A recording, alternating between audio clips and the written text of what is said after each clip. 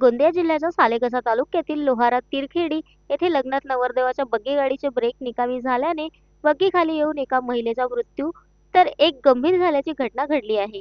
लोहारा येथे मुकेश सहारे यांच्या 2 मुलींचे लग्न निवासस्थानी होत असल्याने 2 नवरदेवाची वरात नाचत गाजत नवरीच्या घरी जात असताना रस्त्यावर एका महिलेचा पाय रस्त्यालगत असलेल्या खड्ड्यात गेल्याने ती महिला रस्त्यावर नवरदेवाच्या बग्गी समोर येऊन पडली।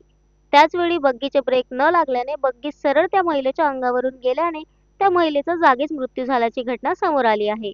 मृत्यू झालेली महिला गोपिका भाऊलाल ढोमणे, वय वर्ष 70, राहणार गोंडमोहाडी, तालुका तिरोडा, जिल्हा गोंदिया व दुसरी महिला गंभीर जखमी कांताबाई टिकाराम भंडारी, वय अंदाजे 60 वर्ष, राहणार घोटी, तालुका गोरेगाव, जिल्हा गोंदिया आहे। पुढील तपास सालेकसा पोलीस करीत आहे। Sunil Kawade, the sting operation news, Gondia. The sting operation news, सत्याचे दुसरे नाव, अन्यायावर लेखणीचा घाव।